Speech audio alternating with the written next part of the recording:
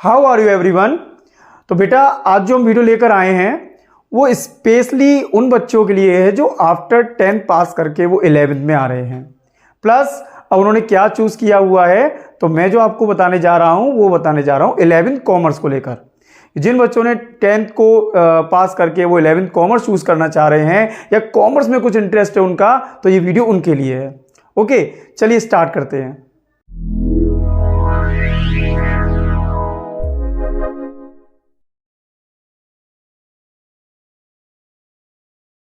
तो देखो बेटा, जब आप 10th पास करके आते हो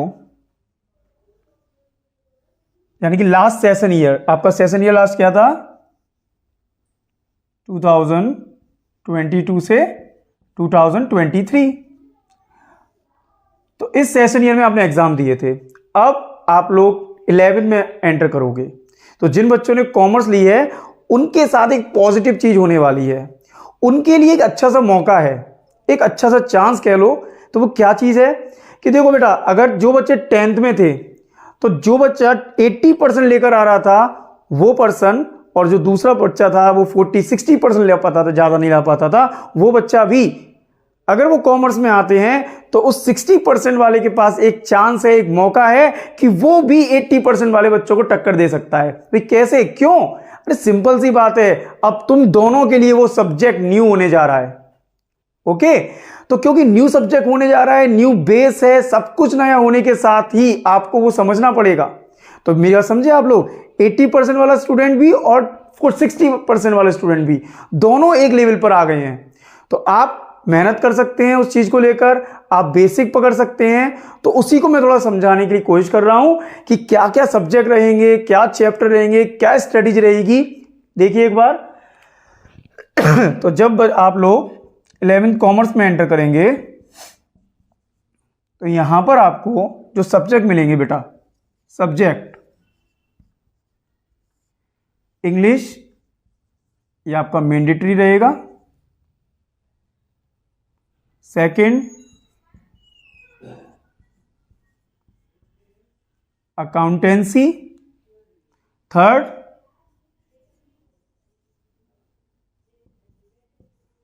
बिजनेस स्टडीज, इकोनॉमिक्स,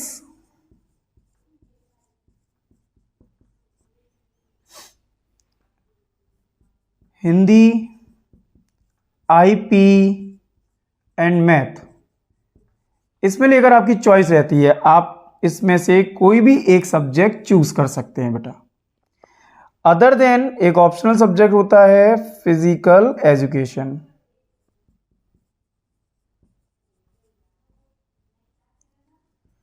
कुछ स्कूल में फिजिकल एजुकेशन के प्लेस पर पेंटिंग ले लिया जाता है, और भी सब्जेक्ट्स होते हैं, लेकिन नॉर्मली ये सब्जेक्ट आपके पास मिलेंगे। अब पहले मैं बात कर लेता हूं, अगर आप हिंदी, आईपी, मैथ में से क्या लें सर?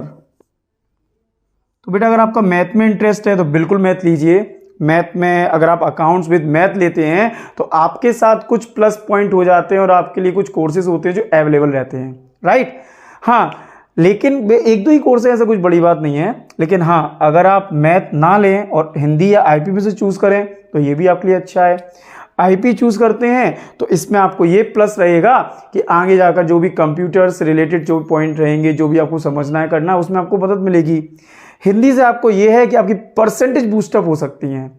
तो ये अपने ऊपर, हमको अपने से बेहतर कोई जान ही नहीं सकता है। तो देखिए आप क्या मैथ दे सकते हैं कि आईपी या हिंदी। हिंदी से आपका परसेंटेज बढ़ सकता है, आईपी आपको आगे भी हेल्प करेगा, और मैथ एक अच्छा सब्जेक्ट है जो आपको कुछ कोर्सेज में हेल्प करेगा अकाउंट विद मैथ करके। बेटा अकाउंटेंसी बिजनेस इको की थोड़ी डिटेल में बात कर लेते हैं, ठीक है? तो क्या रहेगा, इसके बाद मैं आपको अकाउंटेंसी से स्टार्ट करता हूं। अकाउंटेंसी में आपकी एक सिंगल बुक रहेगी, सिंगल बुक, एक वन बुक। आप कह रहे होंगे सर एक ही तो बुक होती है सभी सब्जेक्ट्स की। नहीं, 12th में ये 3 बुक्स हो जाएंगी, सरप्राइज, ठीक है? तो आपकी एक बुक रहेगी अकाउंटेंसी में। इसमें आपके जो चैप्टर रहेंगे, जो मेन चैप्टर है मैं आपको बता देता हूं। सबसे पहला आपको पढ़ना चाहिए बेसिक टर्म्स ऑफ अकाउंटिंग। सबसे पहले आपको ये चैप्टर पढ़ना चाहिए। सर क्यों पढ़े ये चैप्टर पहले, जबकि आप देखेंगे तो बुक्स में ये चैप्टर फर्स्ट है ही नहीं। ये चैप्टर डीके गोयल में सेकंड है, टीएस ग्रेवाल में सेकंड है, और भी एडिशन हो सकते हैं, लेकिन सबसे पहले आपको ये चैप्टर पढ़ना चाहिए। रीजन ये है कि इसमें कुछ टर्म्स दिए गए हैं, जब तक आप वो टर्म्स नहीं सीखेंगे तब तक आप अकाउंटेंसी सीख ही नहीं सकते हैं। एग्जाम्पल, जब तक हम नहीं समझेंगे कि बेंच क्या होती है, जब तक हम नहीं समझेंगे कि मार्कर बोलते हैं इसको, तो मैं कैसे चीजों को आगे सिखाऊंगा या सीखूंगा। तो हमको अकाउंटेंसी कुछ इंपॉर्टेंट टर्म्स होते हैं, कुछ वर्ड्स होते हैं, उन वर्ड्स को कैप्चर करने के लिए, अंडरस्टैंड करने के लिए हमको पहले सबसे पहले ये चैप्टर को पढ़ना ही होगा। सेकंड, आपको टाइप्स ऑफ अकाउंट एक चैप्टर है बेटा। इसमें आपको अकाउंट्स कितने तरह के होते हैं, उनके रूल्स क्या होते हैं, गोल्डन रूल्स ऑफ अकाउंट जिसे बोलते हैं। आप सभी ने थोड़ा बहुत सुन रखा होगा कि 3 अकाउंट होते हैं, personal account, real account, nominal account. Debit what comes in and credit what goes out, just like that. तो आपको उसके इंफॉर्मेशन इस चैप्टर में मिलेगी, जो आपके मोस्ट इंपॉर्टेंट होने वाले हैं। फिर एक चैप्टर आपका रहेगा अकाउंटिंग इक्वेशन।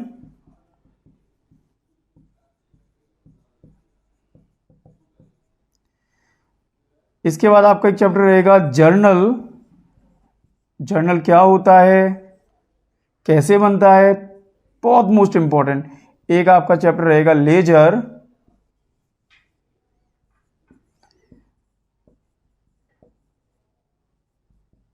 डेप्रिसिएशन, और लास्ट में बोलना चाहूंगा फाइनल अकाउंट्स। अब ये देखकर खुश मत होइए कि सर 7 चैप्टर है केवल, नहीं, चैप्टर तो और भी हैं, 20 to 23 चैप्टर्स हैं लगभग। लेकिन ये जो 7 चैप्टर्स हैं ये रूट्स रहेंगे आपके अकाउंट्स के।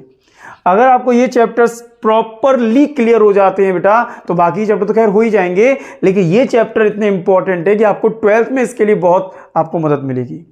तो अकाउंट्स में आपको इतने चैप्टर कम से कम आने चाहिए, ये बहुत इंपॉर्टेंट चैप्टर है अकाउंटेंसी के लिए। ठीक, तो अब मैं आपको बताता हूं बिजनेस स्टडीज में कि इसमें कौन कौन से इस तरह से चैप्टर रहेंगे। जैसे मैंने आपको कुछ इंपॉर्टेंट वहां बता दिए, तो कम से कम इतना तो आप पढ़ लेंगे तो आपका बहुत अच्छा रहेगा।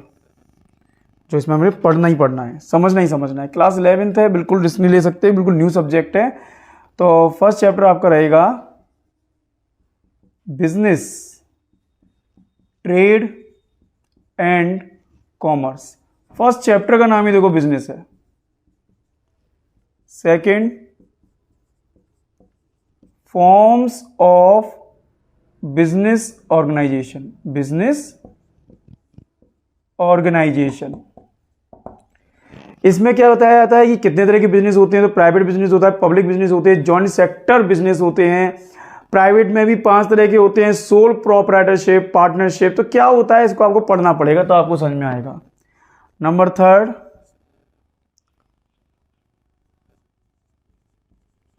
Formation of company. किसको कहते हैं कंपनी, ठीक है, तो इसको आपको समझना पड़ेगा कंपनी किस तरह से बनती है।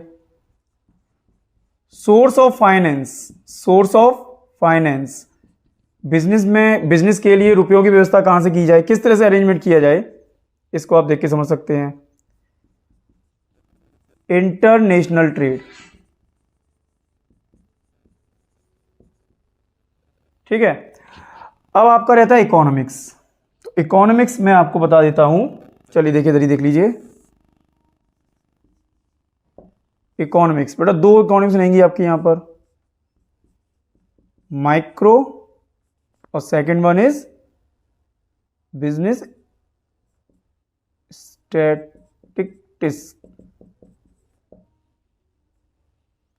स्टैटिक्स। तो एक माइक्रो इकोनॉमिक्स, एक स्टैटिस्टिक्स। क्लास 11 में आपकी 2 तरह की इकोनॉमिक्स रहेगी। माइक्रो इकोनॉमिक्स में आपको पढ़ने को मिलेगा इंडिविजुअल लेवल पर कुछ प्रोड्यूसर से रिलेटेड चीजें, कुछ कंज्यूमर से रिलेटेड चीजें, जैसे demand and supply, consumer behaviour, consumer equilibrium, micro and macro का डिफरेंस, ये सभी चीजें। स्टैटिक्स में आप सीखेंगे मीन, मीडियन, मोड। ये क्लास 10th में आपने सीखा हुआ है, मैथ में लगभग वही कुछ है, पढ़ने को मिलेगा आपको, ठीक है। तो इस तरह से आपके कुछ चैप्टर्स हैं जो आपके मेन सब्जेक्ट है, मैंने उसको थोड़ा सा एक्सप्लेन करने की कोशिश की है। अगर मैं आपको बताऊं, जैसे 10th में हमारा क्या होता था बेटा, जो 20 मार्क्स होते थे वो आपके अलग अलग नहीं होते थे, लेकिन जैसे मैंने आपको लास्ट वीडियो में समझाया था कि 12th में 20 मार्क्स का अलग होता है और 80 मार्क्स के लिए हमें अलग मेहनत करनी होती है। तो मैं आपको बता देता हूं, बिजनेस स्टडी में आपको 20 मार्क्स का प्रैक्टिकल करने को मिलेगा और 80 मार्क्स आप बोर्ड में तैयारी करने के लिए तैयारी करेंगे। 80 मार्क्स का पेपर रहेगा आपका। इको में भी सेम 20 और 80। यहाँ जो 20 के जो प्रैक्टिकल रहेंगे वो बेस्ड ऑन वाइवा होने वाला है और आपको 20 मार्क्स वाइवा से और फाइल के तैयार करने से मिल जाएंगे आपको केवल। लेकिन अकाउंटेंसी में थोड़ा सा डिफरेंट रहता है। अकाउंटेंसी में जो 20 मार्क्स का प्रैक्टिकल रहेगा वो केवल फाइल और वाइवा के नहीं होते हैं। इसमें 4 मार्क्स फाइल के, 4 मार्क्स वाइवा के और 12 मार्क्स का रिटन एग्जाम होता है आपका। हाँ, जिस दिन प्रैक्टिकल होता है उसी दिन आपका रिटन एग्जाम होता है। इस तरह से आपको 20 मार्क्स गेन कर पाते हो आप प्रैक्टिकल के थ्रू। ठीक है, तो इस तरह से मैंने आपको पूरा समझा दिया कि किस तरह से आप 11 कॉमर्स में आकर कौन से सब्जेक्ट रहेंगे, क्या चैप्टर्स हैं जो आप इंपॉर्टेंट ले सकते हैं और किस तरह से आपका प्रैक्टिकल बेस्ड रहेगा। तो बेटा जैसे मैंने आपको स्टार्टिंग में बोला था, आप लोग कॉमर्स के साथ जुड़ जाइए।